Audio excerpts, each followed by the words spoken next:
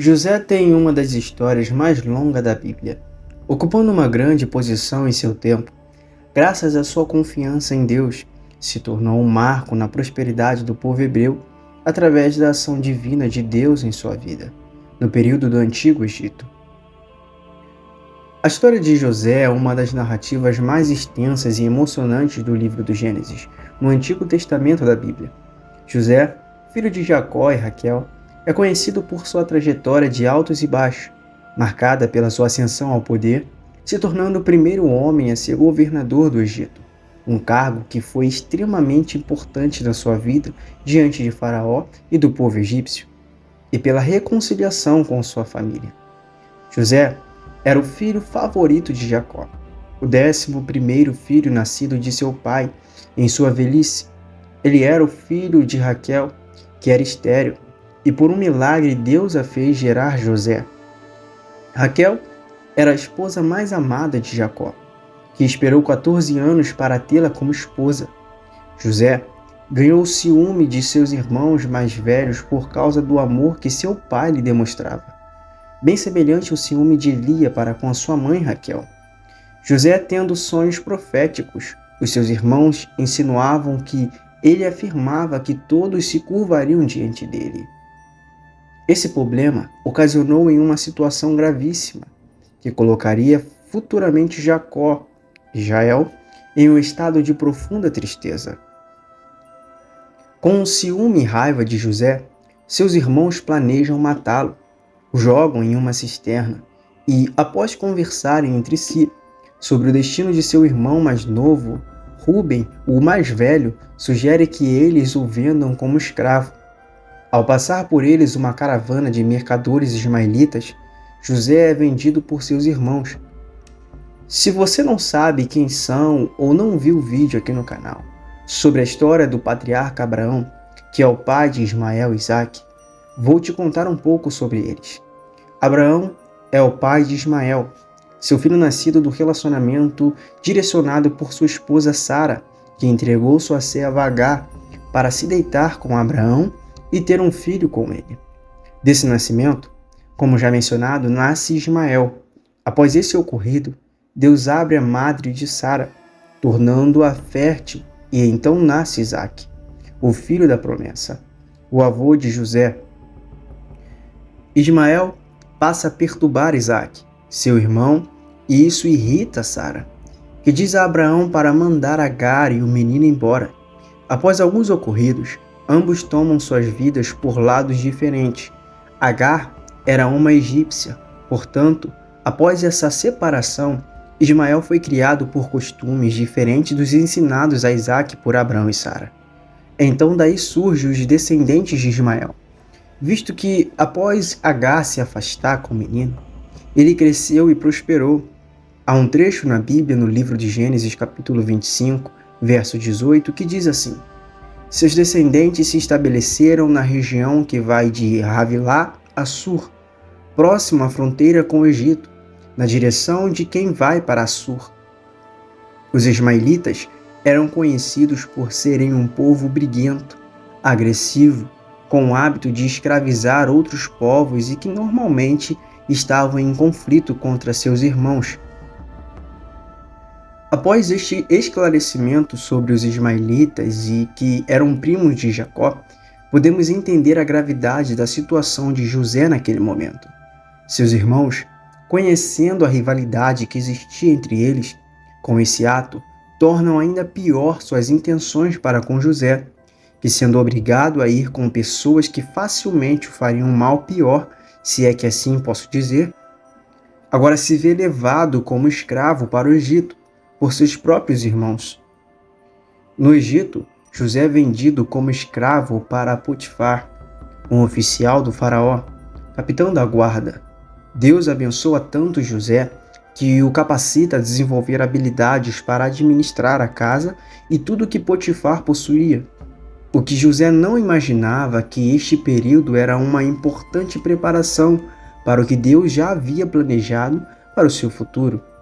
Naquele momento, Deus tinha feito ele conseguir a confiança de Potifar. Chega um momento que a esposa de Potifar se atrai por José ao ponto de um dia tentar se relacionar com ele. O que ela jamais esperava é que ele era um jovem temente a Deus e fiel ao Senhor. E correndo da mulher, após ser agarrado por ela, é injustamente acusado por ela e jogado na prisão. Deus era com José e o fez obter a confiança do carcereiro, ao ponto de se tornar o administrador, agora responsável por tudo o que acontecia lá. No capítulo 39, verso 23, que diz assim: E o carcereiro mor não teve cuidado de nenhuma coisa que estava na mão dele, porquanto o Senhor estava com ele, e tudo o que o fazia, o Senhor prosperava. O que José não imaginava é que este momento estava sendo mais uma preparação de Deus para ele, o aperfeiçoamento para o grande futuro que o esperava. O copeiro e o padeiro-chefe do faraó recebem um sonho da parte de Deus, uma revelação que só José poderia dar. Suas interpretações se mostram corretas e o copeiro é restaurado ao seu cargo. Após revelar o sonho do copeiro, José faz um pedido e pede para que o copeiro se lembre-se dele e pedisse a Faraó para tirá-lo da prisão. 2 anos depois, o Faraó tem um sonho perturbador que nenhum dos seus sábios consegue interpretar. O copeiro, ao ouvir, finalmente lembrou-se de José e o apresentou a Faraó. Então o Faraó conta o sonho a José, que é descrito em Gênesis capítulo 41, versículos do 1 ao 7, que diz assim: E aconteceu que ao fim de 2 anos inteiros, Faraó sonhou, e eis que estava em pé junto ao rio, e eis que subiam do rio 7 vacas, formosas à vista e gordas de carne, e pastavam no prado. E eis que subiam do rio após elas outras 7 vacas, feias à vista e magras de carne, e paravam junto às outras vacas na praia do rio. E as vacas feias à vista e magras de carne comiam as 7 vacas formosas à vista e gordas. Então acordou o Faraó.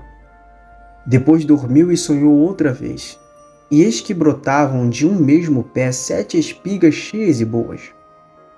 E eis que 7 espigas miúdas e queimadas do vento oriental brotavam após elas. E as espigas miúdas devoravam as 7 espigas grandes e cheias. Então acordou o Faraó, e eis que era um sonho. José, ao ouvir o sonho, o interpreta como um presságio de 7 anos de fartura seguidos por 7 anos de fome, explicando que as 7 vacas bonitas e as 7 espigas boas simbolizavam os 7 anos de fartura, enquanto que as 7 vacas feias e as 7 espigas miúdas simbolizavam os 7 anos de fome. Impressionado com a sabedoria de José, o faraó o nomeia governador do Egito, responsável por armazenar alimentos durante os anos de abundância para se preparar para os anos de fome. Durante o período de fome, os irmãos de José viajam ao Egito para comprar grãos. No tempo de José, o Egito era uma potência por um fator muito importante, que era a sua localização. Mesmo em períodos de seca, eles não sofriam tanto, visto que por estarem às margens do rio Nilo, o importante rio daquela região, cuja sua extensão ia do Alto Egito ao Baixo Egito. O Baixo Egito era localizado na região do Baixo Nilo, uma área do rio que era extremamente fértil.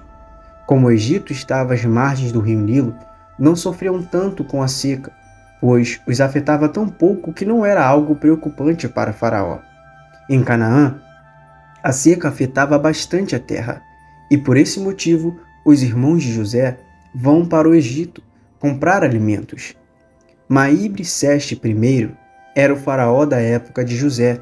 Sua existência histórica foi arqueologicamente comprovada através do achado de centenas de selos e objetos de metal contendo seu nome em Canaã, Egito, Núbia e até em Cartago, onde alguns ainda estavam em uso 1500 anos após a sua morte.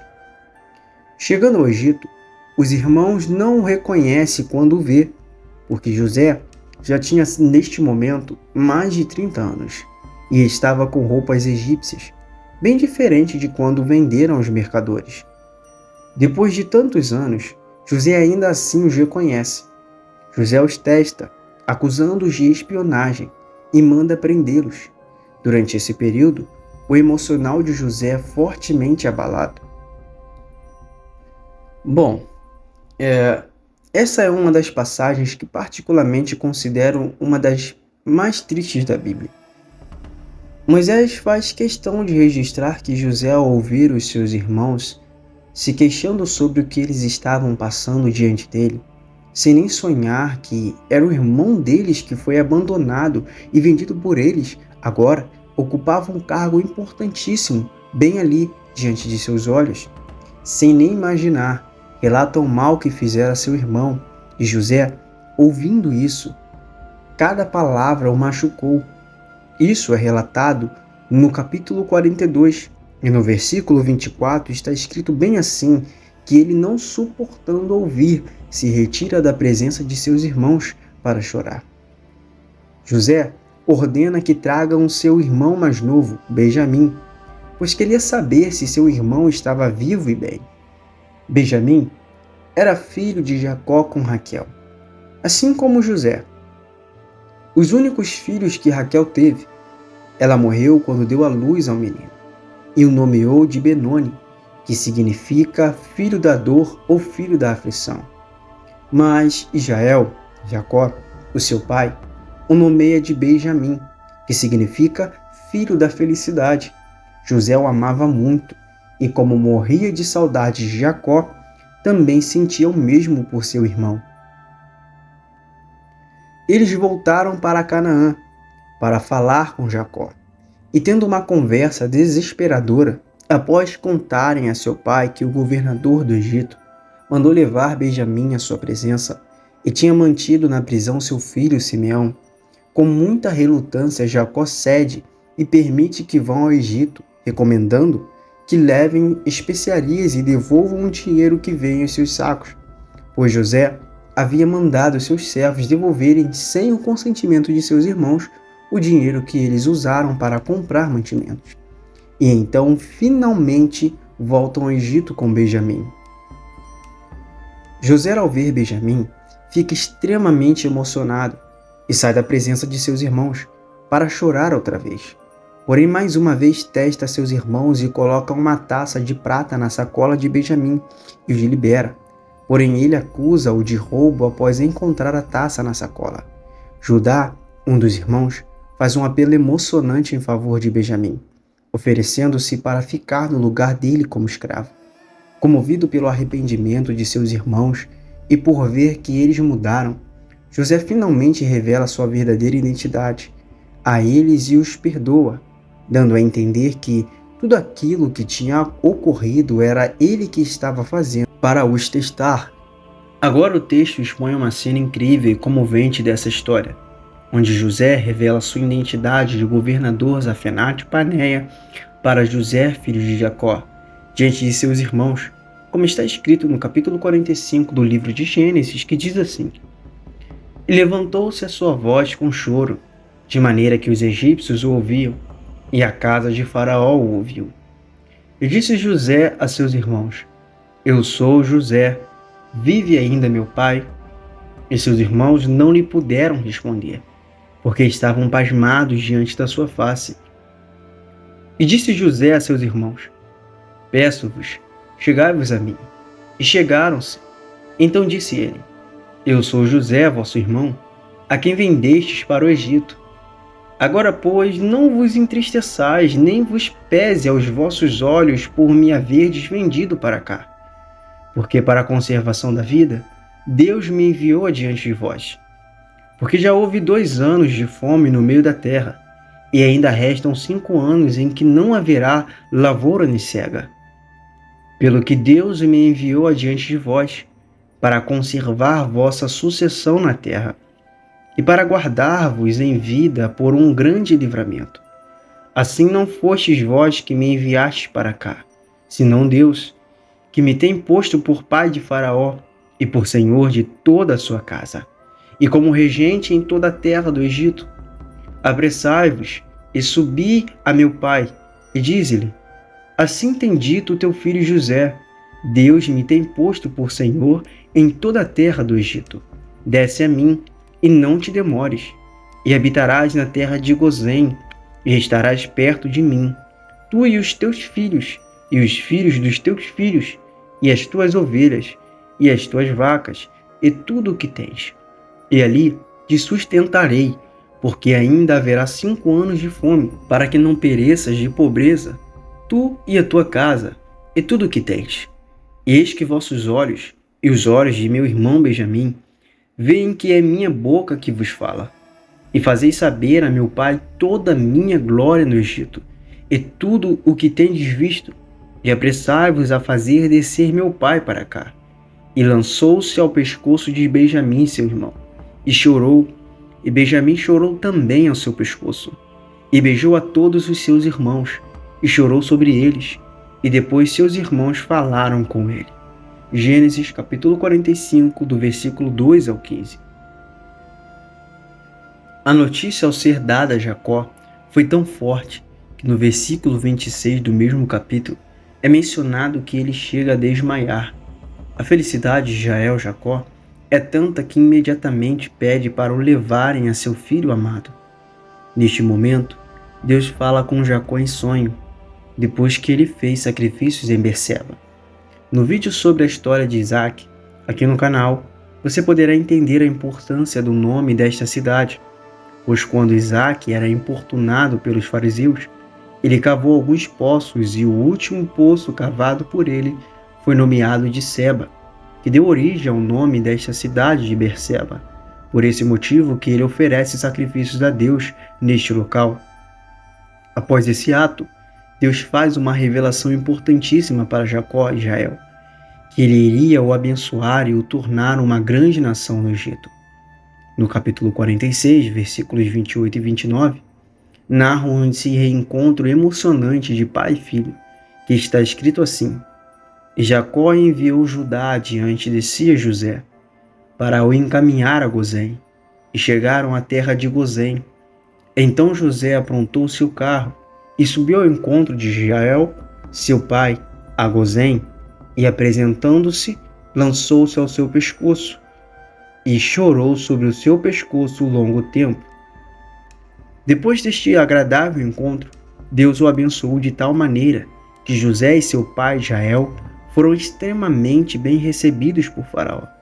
Tiveram a terra de Gozém, sendo pastores de ovelhas, e ainda ficaram com a responsabilidade de cuidar do gado de Faraó. Algo aqui que é importante para seu conhecimento. A função de pastor ou pastoreio era visto como algo abominável para os egípcios, pois, para eles, ovelhas, gados e alguns outros animais eram vistos como animais sagrados. Um desses deuses, chamado Amon, era semelhante a um carneiro, considerado deus do sol e do ar. Amon tinha um culto muito forte na cidade de Tebas. Também foi um deus muito importante. Em muitos textos religiosos o colocam em um lugar de predominância, assim como foi com Ra. Se você conhece um pouco sobre a mitologia egípcia, sabe que muitos deuses do panteão egípcio têm uma cabeça representando algum animal. Por exemplo, um bem conhecido pela maioria é o deus Anubis, que possui uma cabeça de chacal e frequentemente aparece em séries, filmes e jogos. Por esse motivo, que a função de pastoreio é algo desprezível para os egípcios, visto que os hebreus sacrificavam esses animais e até se alimentavam deles. José prosperou tanto no Egito que elevou o poderio de Faraó a um nível jamais visto. Fez com que todo o Egito, terras, pessoas, gados e qualquer coisa que estivesse ali, fossem de Faraó, em uma forma inteligentíssima e sábia de resolver os problemas gerados pelo tempo de fome que estava acontecendo naquela época. Deus faz Israel ser honrado diante de todo o Egito, sendo abençoado e abençoando o Faraó, o maior líder e mais poderoso governante daquela época. José vive até uma idade avançada e, antes de morrer, faz seus irmãos prometerem que levarão seus ossos de volta à terra de Canaã, quando Deus os libertar do Egito, como está escrito no capítulo 50, versículos 24 e 25, que diz assim: E disse José a seus irmãos: Eu morro, mas Deus certamente vos visitará, e vos fará subir desta terra a terra que jurou a Abraão, a Isaque e a Jacó. E José fez jurar os filhos de Israel, dizendo: Certamente vos visitará Deus, e fareis transportar os meus ossos daqui. Essa profecia de José se cumpre mais de 400 anos depois, quando Deus levanta um libertador, chamado Moisés, para livrar o Israel das mãos do faraó, que, não conhecendo a história de José, futuramente escravizará os israelitas no Egito. Se está passando por algum momento difícil, quero deixar esta reflexão para você. José não é só um simples homem que serviu a Deus. Ele se tornou uma referência para todos os que estão passando ou passaram por momentos difíceis na vida. Um grande influenciador da fé que, mesmo sofrendo, confiou em Deus em todo o tempo, chorou, sentiu medo, foi caluniado, envergonhado, humilhado, preso, esquecido e finalmente honrado. Perdoou seus irmãos, lembrou-se de seu pai, cuidou de toda a sua família, honrou a Deus em tudo o que pôde e, antes de sua morte, ainda profetizou a saída, a libertação do povo do Senhor. Uma das histórias mais longas contadas na Bíblia, com um testemunho surpreendente, de uma maneira que chega a parecer a história de um super-homem e não de um ser humano comum. Que você possa confiar em Deus de tal forma ao ponto de nada, absolutamente nada, venha conseguir abalar a sua fé. E se eu devo deixar uma mensagem sobre essa edificante história, a mensagem é essa: perdoe e siga em frente. Deus sabe, Deus vê e Deus conhece a sua dor e o seu sofrimento. Lembre-se das palavras de Jesus em Mateus capítulo 23, versículo 12, que diz assim: Pois todo aquele que a si mesmo se exaltar será humilhado, e todo aquele que a si mesmo se humilhar será exaltado. José não procurou ser humilhado, mas, diante de seus acusadores e opressores, não escolheu pagar o mal com o mal, mas antes se humilhar e deixar Deus o honrar diante daqueles que o desonraram. E para concluir, lerei esta passagem de Salmo que diz assim: Confia no Senhor e faz o bem, habitarás na terra e verdadeiramente serás alimentado. Deleita-te também no Senhor e te concederá os desejos do teu coração. Entrega o teu caminho ao Senhor, confia nele e ele o fará. E ele fará sobressair a tua justiça como a luz e o teu juízo como o meio-dia. Salmos 37, do 3 ao 6. Chegamos ao final deste vídeo. Curta e se inscreva no canal e acione o sininho para receber novos vídeos. Me diz aí nos comentários, eu quero saber qual parte da vida de José mais te tocou. Que Deus te abençoe.